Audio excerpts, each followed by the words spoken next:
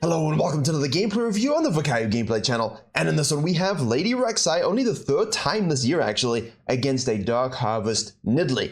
Now, this one struck me as interesting because not only was it not a very long game, but there was a nice juicy gold deficit early, as one would expect by a highly pressurized jungler such as Nidalee. Range versus melee as well. She should, in theory, try and snowball the game, and if Philos kills our Caitlyn on the bottom side, as I'm staring into your soul, into the webcam camera, you know, we get a dead ADC already here. So you can see the gold swing is most likely gonna stem from this. But how can a Rek'sai, an early game jungler, someone who thrives in most metas because of our ability to adapt to full clears and 5 camps as we need, as well as of course our 3 camps, how can we turn this around? We obviously have, you know, another reason for this video is the mid lane Virkayu really seeing a strong resurgence, and it's not meant to be that great, and yet in the games I've seen it against me and on my team, it has run away with way too much. Way too much. So we're going to start off on the blue buff. You would have seen a Standard Conqueror page. Don't forget all my Zyda GG Live Jungle Companion guides. Basically, it's a live jungle companion, and I adapted to your jungler with chosen routes and atomization. All of them coming forth, 10 currently available. Over the next month or two, you should see every single one. We go from blue into the Gromp, into the Wolves. Now, if you're Roy Demon with an Electrocute page and you're really looking for early game stonks, then, you know, original clear that a couple of years ago, season 9 that he did was Wolves, Red Krugs, into the side lane. You can still enact this if you wish to go leashless. It's sort of the Rek'sai variant of Red Raptor's Gromp, which of course we can do as well. It's just sort of inverting it a little bit and taking an edge cam while pathing in the opposite direction. Now, in this situation, LeBlanc is a very nice gank. If we can get her ahead of Virkayu, it should be a good time. I do kind of expect though Nidalee, she could sequence all the way down, but I kind of expect some sort of cheese into my red, you know, and that's why that ward early is crucial. So the Rek'sai decides, look,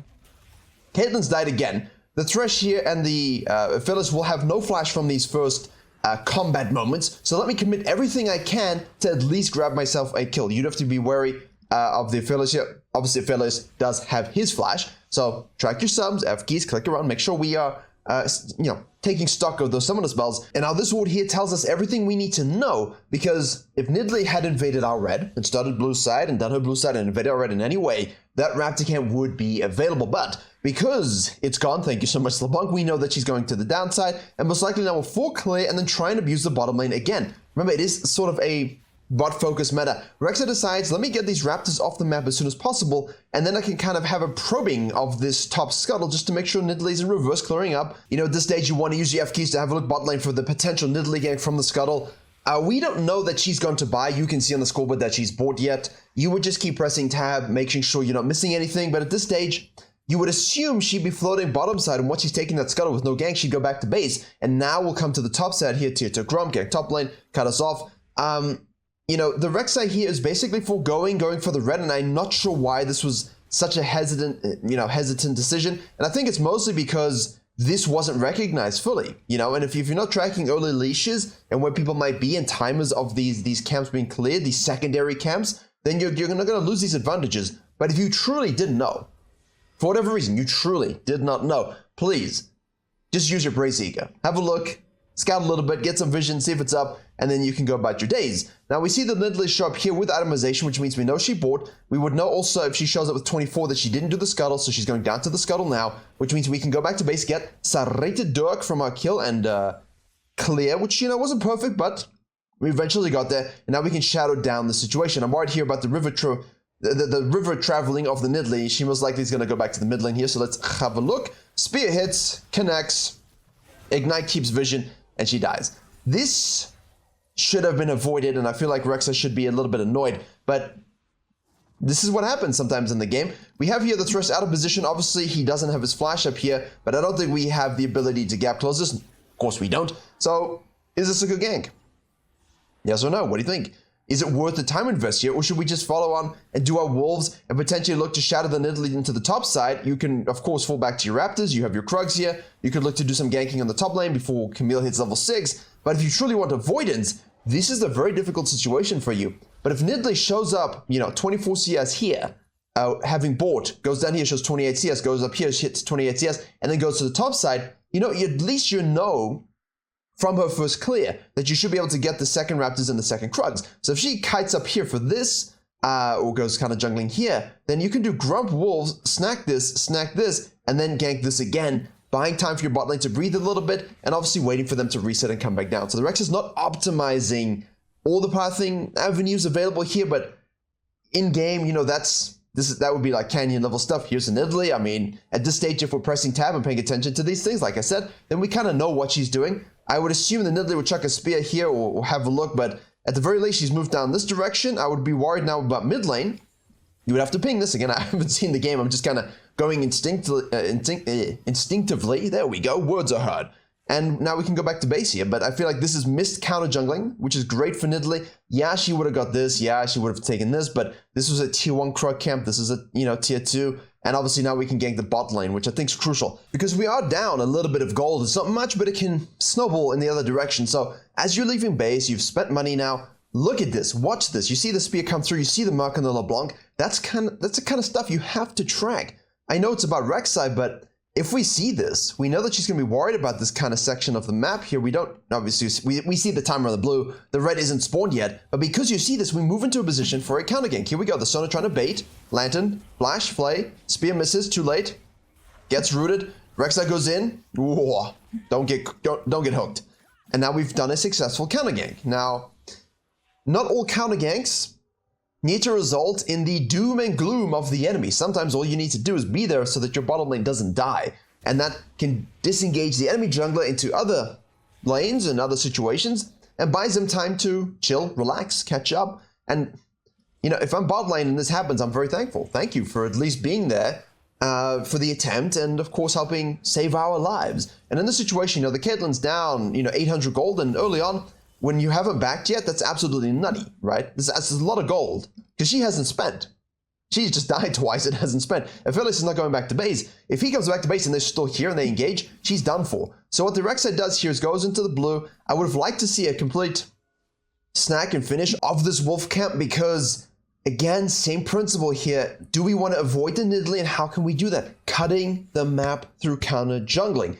And it's straightforward, right? If you know she's here, she hits a spear. She obviously took the Krug. She's going to be going up. Again, now they are fighting here. She's sequencing this direction. She's going to get the RNG scuttle. She's going to look to do this to stop the Shen, because look how diveable this is. The Rek'sai could have easily done Wolves and cut through to take this and then look to do this, but they haven't spent yet, so that's not what you want to do, right? So in essence, you either commit to something like that and then, of course, go to the mid lane, right, and try and impact this one as Nidalee kills the Shen, which is, again, expected. So if you did this into this, eat through this, maybe we can kill the Virkayu with the LeBlanc, shove it, and then we can protect our red side well enough. And obviously, if support is roam prio now because Thresh is bot lane, you could have the support if it's necessary. So the Rek'sai's early pathing here, suboptimal, uninspired, not so good. Shen's not ulting here. This is a waste of his ult, to be honest with you. We really didn't need that Shen ult. I understand the necessity to get back onto the map as soon as possible, and we know the Nidalee's definitely on this Herald, but nonetheless, the Rek'sai makes the play I wanted her to make a little bit later, but she made it. We move on up, we use this Prio from the Shen to get this Herald. Playing around Prio is so broken if you recognize the micro moments when they're possible. Again, now the LeBlanc's super low, they move to the mid lane because of course they have that ability with Caitlyn and Sona finally going back to base. Well, thank you so much. Thank you. Yeah. And now, in my brain, why is she helping me? Does she want to steal it? And then I'll smite it. I don't trust these players at all. Like, this is a very generous LeBlanc helping out, but I'm worried about the passive-aggressive red buff steal, like she needs it or something. You know what I'm talking about, right? You know. You can tell me below. I know you know. So, not the best pathing, but our network is developing, at least at a decent degree. We've got the quick chain vest here. Chain vest. the chain tunnels. To get back onto the map.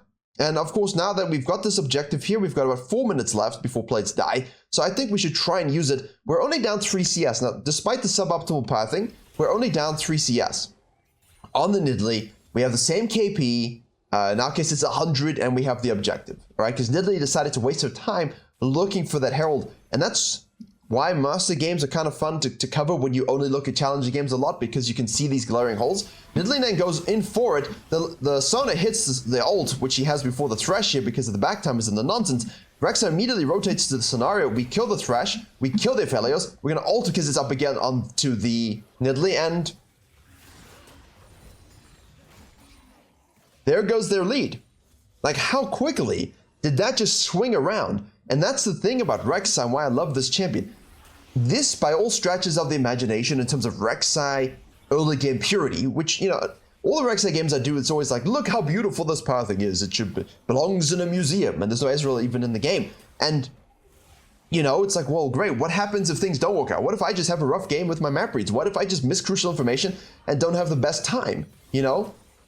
What do I do? How do I get fed? And you saw a great example of just withstanding the Nidalee's pressure a little bit, positioning for counter ganks, looking, probing, using jungle intuition. Yes, we definitely missed a few. This is a repeat, no? This is a repeat. You know the Rex is in the area. You know the Rex is in the area. Come on, Sona. There we go. Root. Oh, trapped. Killed. And now you've tilted the enemy bot lane because the Nidalee has come down a few times, and honestly it's just interfered with their ability to 2v2 dominate, and the Rek'Sai has tracked and understood what she wants to do. Nidalee shows top lane here as well, so we can go do this. We can, of course, we have 2 minutes left to use our Herald if we just want to do plates. So you have 2 decisions here. Do we rotate to this scenario? Oh my. She's dead. Do we rotate to the scenario? Either our team's just, you know, going to win it or they're going to lose it. Or do we just cut the wave here, push it, and use a Herald? And I had just the example in coaching literally today as well, where, you know, the Volibear kind of followed his mid lane and top lane to the top side, and we could have just taken this wave, pushed it, and hit 2 charges with the Herald into the mid lane and taken both turrets. And in this case, we don't get 2 charges because Aphelios shows up, but we're able to use the Channel and then get a kill on the Aphelios. And the game now can escalate and accelerate at such a level when you're Rek'Sai. It's really, really fun. Careful. Sidestepping. Sidestepping. Viego shows up. Okay, we use a little bit of Prowler's Claw for reposition. Camille shows up. We're going to ult to try and do as much as we can, but I think we might be dead. And it's true. She is dead. So the overstay is obviously crucial. Don't do what they did, right? They overstay, they die, they overcommit, they die. You know, take, kill, leave. Just run away. It's better to let your team die in this particular scenario because what we can do, if you don't really need to base, obviously, you know, when you got 3.5k, you do need to base, but if you need a little bit more gold, Raptors, Krugs, reset, straight to the bot side. Now we got the Dragon, we got the blue side quadrant.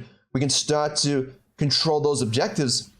And you know, it's really funny. It did not look like, for me, it did not look like Rek'Sai was going to get going. Typical ADC moment right here. 1v1, I mean, people call top lane an island, but you put 2 ADCs in a lane while the supports roam, and it's even more of an island. It's really disconnected from the modern civilization, trust me.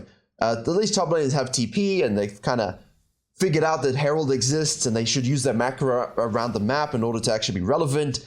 But ADCs, nah, you leave them alone. All reality outside of their lane doesn't exist. They just push up too far. They just engage in the 1v1s. It's really funny. It's like watching 2 hippos try and fight each other with, you know, a ladle or something like this. It's really outrageous to watch 2 ADCs solo lane effectively while supports just roam and be the real junglers, you know? At least when you have a Karthus or a Hecarim or something like that who just don't know that they need to leave the jungle. Hecarim, you accidentally leave the jungle when you press E and things like that, and then you just accidentally get pentakills, as Broxa showed us. That champion is disgusting.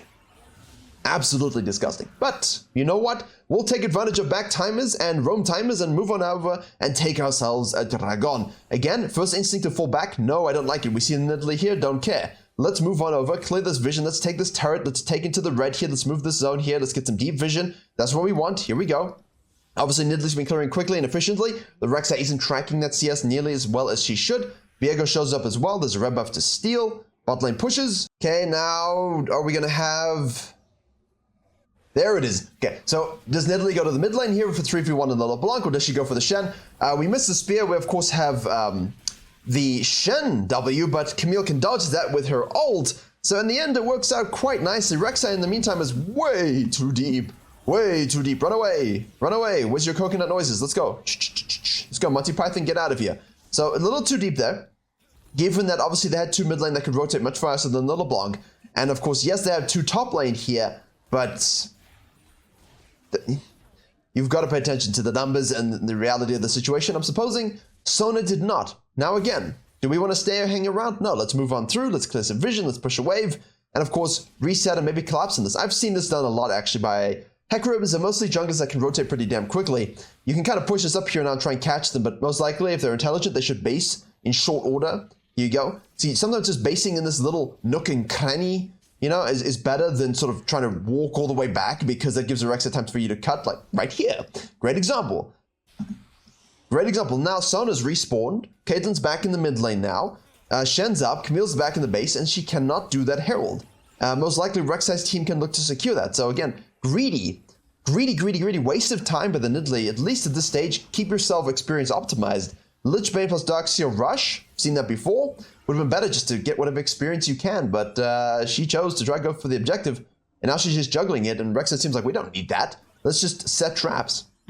121 CS for minion pushes, by the way. This is huge. You see these wave catches and pushes and herald shoves. They really give you a boost of experience in terms of CS. And now, of course, waiting for the trap, realizing we could have just done this the whole time. I mean, sometimes games are a little off, and sometimes you'll notice you have these games where you're thinking too much about a situation, and I think Rex has definitely had one of those games. But we should take this outer turret on the top side. No one can really contain this right now, and Camille still the ever-discussing champion. Tremor Sense working. The Viego E revealing that it should have been Viego in that situation. So we can go topside here. You could look to just turbo push with the Herald, but the fact that everyone's disengaged from the scenario kind of it doesn't encourage that behavior from me. We do see the Fearless in the mid lane, so you could think about it. But again, a little bit of patience is always good. There's Shen ulting into the bottom lane, so we want to be very quick about how we do this. Wow. I love Rek'Sai damage, man. Rek'Sai damage is so good. And reposition here from the Fearless, he does throw at the moon ult, but we live. Triple root. Don't give the Viego the reset, that's the thing. Good range by the Caitlyn, good use of range by the Caitlyn. Not that difficult, really. And now Fearless is trapped. It's trapped with movement speed bonus from the Tremor form, underground form. Knock him up, baby. And make sure he is eradicated. Now the Shen obviously ulting to the bot lane means we lose a little bit of that advantage. Nidalee's just not on the picture right now. It's costing her greatly. We're going to use this Herald here to bust down this turret. Nidalee is still an effective champion later on in the game. She can still find snowball moments. Both junglers are lovely, love it each. But I think while the Rek'Sai's pathing was less optimal early, it's not like the Nidalee's was supremely good either. Rek'Sai just thought a little bit more about the lanes and the objectives, and the Nidalee's timing of her objective taking, that wasn't very good at all, right? It wasn't very good at all. And she's made some good plays top lane here, but Shen's always going to be useful. And what she does afterwards is just a waste of time. It doesn't really enhance the experience advantages she could have had. And I think it's really costing her now as well. So Rek'Sai now is going to do this most likely, but the dragon's up, so Raptor's base should be a bit more logical. I mean, that's just me though. I would prefer to spend my 2,500 gold so I could buy items so that the next fight is a free one, really easy one. In this situation, you could just do the Krugs very quickly and kite them back because it gives you more gold, especially if you are not concerned about the enemy walking in to take this immediately, which I think is true. Like, you know, maybe I'm being overly cautious here because our whole team's going to reset and get down for this in time. There's no ways they're going to walk through this area unharmed and just kill our team and take it. So I think I would rather just kind of snack this very quickly and base here, shoot straight down. I have this whole quadrant available to me. And then, of course, with the early GA, again, I love the early GA. Gives you defensiveness and stasis. They might be able to kill you once, but they won't be able to kill you twice. We're going to go ahead and take this dragon while they're kind of floating in the mid lane here. This is where you do have to be cautious. If it's 20 minutes, 21 minutes, and if Fearless has the right guns, and he is actually really fed, and their team is just a good Baron taking team, let's just say hypothetically, they could look to snack, cheat you on this. Like, they know you're resetting for the dragon control in the Soul win con. They might be able to sneak away an early Baron. But Aphelios is now overpushed. Good job, Sona. We'll take that kill. Aphelios is down. Camille does supreme damage. And we all go straight to the peel. Excellent decision, right? Focus back now on peeling as best you can that ADC. Obviously, she's dead. But if you all unify and trying to do that successfully, typically you can get a kill. And now you can go Baron. Now, if you can do it without the ADC or not, that's completely subjective on your champions. Based upon your champions, as it were. We want to scan, we want to place a control ward. Rek'sai, LeBlanc, Sona. It won't be the fastest, but it will be doable.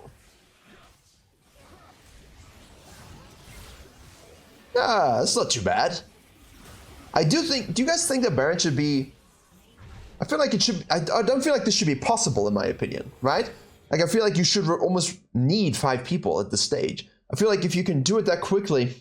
I know Elder Dragon's meant to be like this gargantuan, you know, big boss, mega boss that auto wins games, but Baron is still very, very powerful when used correctly. You know, I do like early Barons more than anyone else as well. I love stealing them when people try to randomly go for them. Like, why would you go for an early Baron against a Zyra, for example, or a huge AoE magic damage team comps? You're just going to die doing it if you can't burn it quickly. So maybe there could be a bit of Baron buff, just so it's a bit more punishing to take. Like, that was quite easy, actually, wasn't it? I feel like this should be a bit more. All right, so now we're probing into their jungle. You could just use Prey Seeker, to be honest with you, instead of running at them, but we have Sona, we'll get out. You just don't want to be picked. When you're making this play, you just don't want to be picked. There you go, see the Prey Seeker now? Sona's doing a very good job, though. Okay, LeBlanc backline. Nidalee's out of the picture, so we have numbers advantage. Now we can Prowler's Claw in. Double ult from the Sona, very, very good. Assassinate whoever you can, whoever's closest to you. Very, very good. Fall back to the Caitlyn. She gets hit by Spear, but it does no damage now. This was a nice buff, but I don't think I would go Lichbane into Zhonya's. I understand why Nidalee's are doing that. But yeah, I mean, I can see it. I can see it. I get it. I don't really feel like you want to give up a mythic, but the buffs to Zhonya's were very good for her. She enjoys the fact that it's more expensive for others, and she gets a benefit of HP. Haste and AP. But, you know, it's not really the best decision, I think. Obviously, going into a mythic after Lichbane is fine if you want to snowball that, and then get Zhonya's next. You can sit on the stopwatch as well.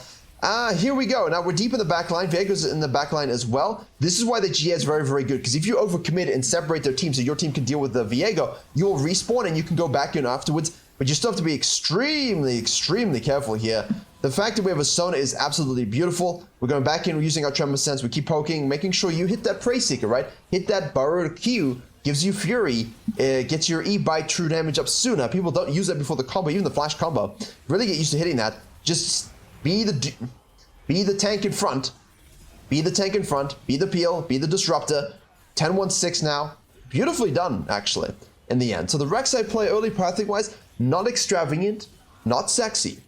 But this is definitely a very, very good game to show you how a jungler can regain control despite early tragedy, and also use just intelligent mid-game, late-game positioning, pathing, pick potential. This is quite a subtle win, to be honest with you. This is not a win that's kind of like, wow, I'm blown away by the talent of this game. But it's one of these great games where a little bit of fundamentals, even when you're not playing perfectly, can net you an easy carry. And I think if you're a Rek'sai player, it's good to see that, you know, on the timeline, such a big gap between kills, between your first kill and your second kill, your team not really doing anything. Nidalee can be a bit of a tough matchup sometimes, especially if she gets ahead. Once you're ahead, it's absolutely fine, but well played. Good map reads overall. Nidalee just didn't push her lead enough. Well, there you go. Simple video. Hope you enjoyed and learned something. Another video is up on my main channel as of 40 minutes ago. Have a look at that. Zada GG guys, link below. Coaching, link below. And as always, I will see you all in the next tutorial.